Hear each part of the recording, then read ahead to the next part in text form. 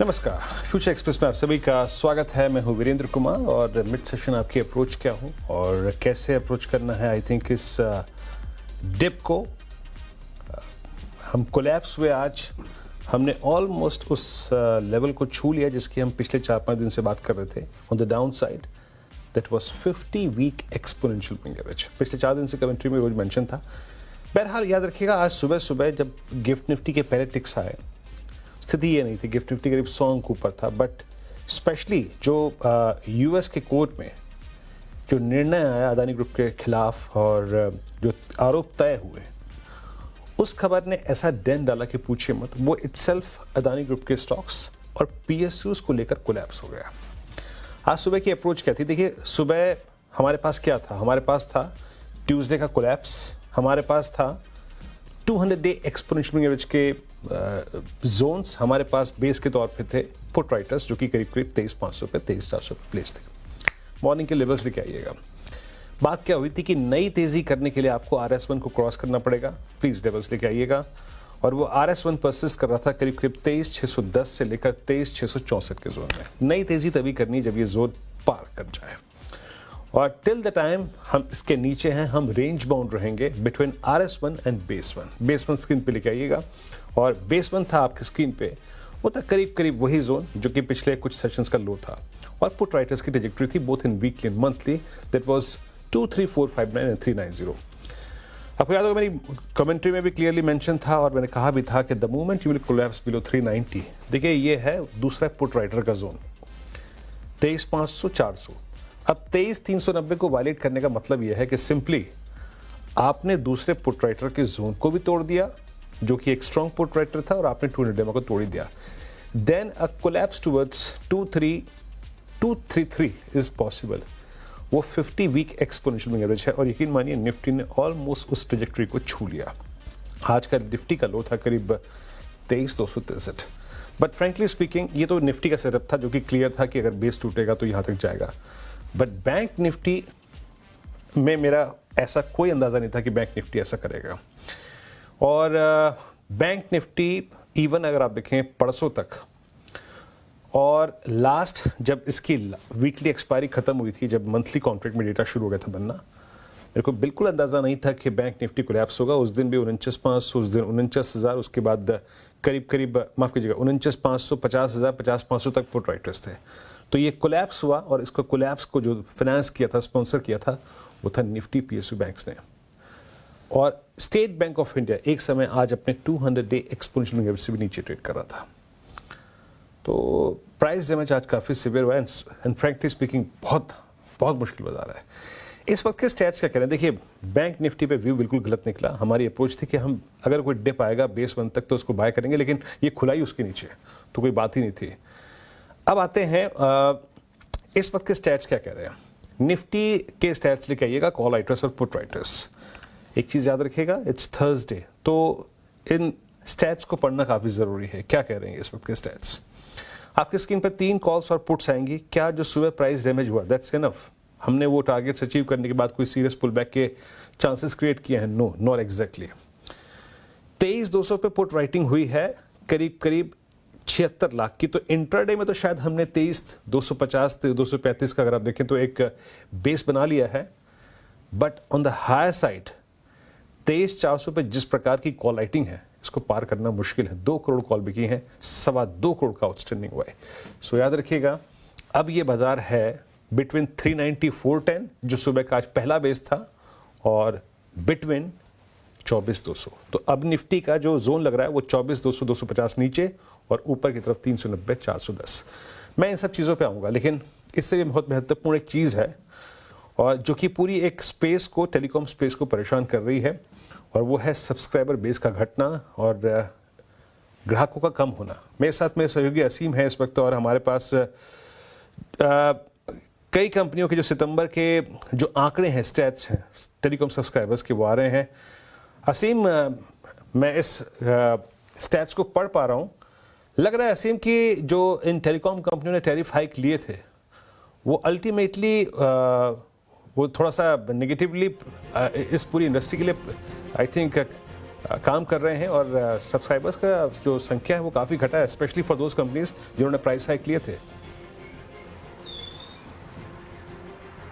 देखिए, जुलाई में टेलीकॉम कंपनियों ने अपने टैरिफ में बढ़ोतरी की थी। ये टैरिफ 10% से लेकर के 25% तक बढ़ाए गए थे और उसके बाद से टेलीकॉम कंपनियों के सब्सक्राइबर में घटने की शुरुआत हो गई है। जुलाई में भी हमने देखा नंबर काफ़ी डाउन गए थे, अगस्त में भी वही नंबर और काफ़ी डाउन गए और सितंबर का डाटा टेलीकॉम रेगुलेटर ट्राई ने जारी किया है। सितंबर में टेलीकॉम कंपनियों ने करीब 1 करोड़ ग्राहक गंवाए हैं।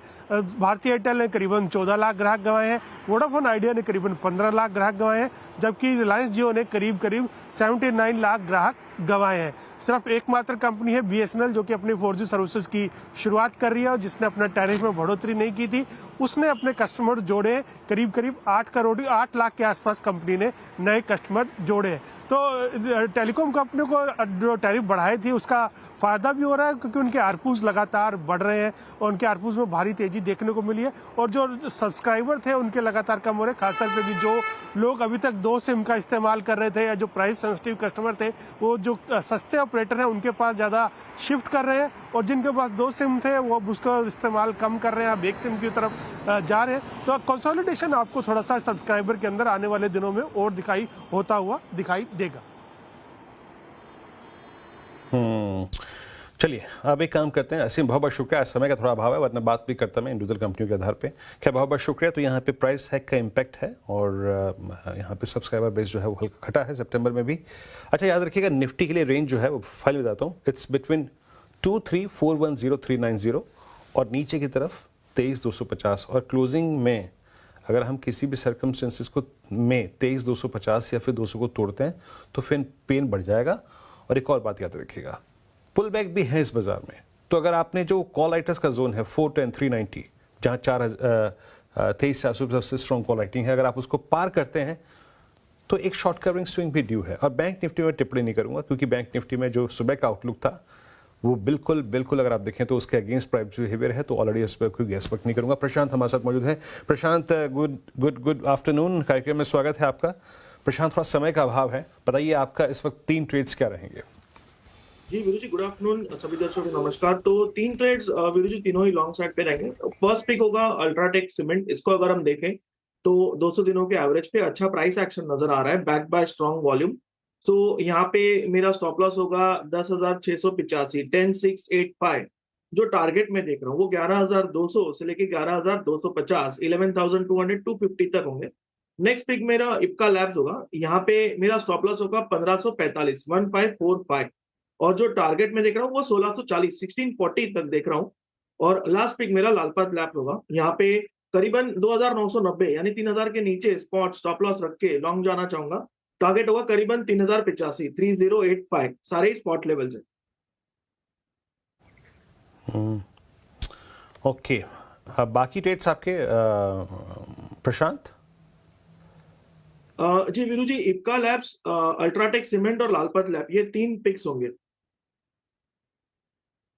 चलिए, तो यहाँ 3 ट्रेड्स आपने यहाँ पे बता दिए, Ipca lab, doctor Lal path lab. और जरा प्लीज़ एक एक करके स्क्रीन पे रखिएगा। इप्का लैब 1577 पे ट्रेड करता हुआ और ये अभी भी अगर आप देखें तो करीब 3031 पे और एक अल्ट्राटेक सीमेंट, ये 3 ट्रेड्स आपने पिक किए हैं। एक काम करते हैं, एक सस्ता ऑप्शन ट्रेड भी लेंगे लेकिन छोटा सा ब्रेक ले लेते हैं। ब्रेक के बाद जब हाजिर होंगे तो कुछ आई थिंक महत्वपूर्ण पहलू और डिस्कस करेंगे, कुछ डेवलपमेंट्स हैं और बातचीत करेंगे। छोटा सा ब्रेक लेकर तुरंत हाजिर होते हैं।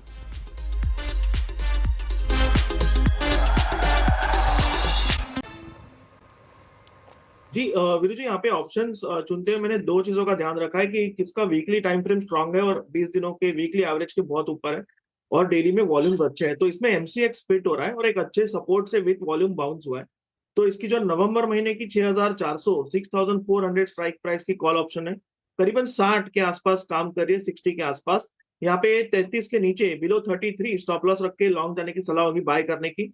और यहाँ पे टारगेट होगा 95 से लेके 110, 95 110।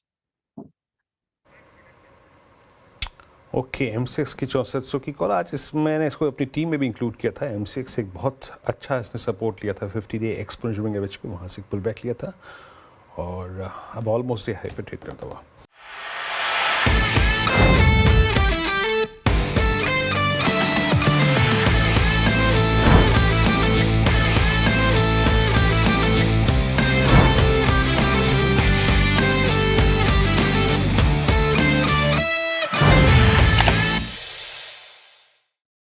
बता दें कि मनी कंट्रोल पर दिए गए विचार एक्सपर्ट्स के अपने निजी विचार होते हैं।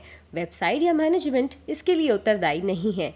यूजर्स को मनी कंट्रोल की सलाह है कि कोई भी निवेश निर्णय लेने से पहले सर्टिफाइड एक्सपर्ट की सलाह लें।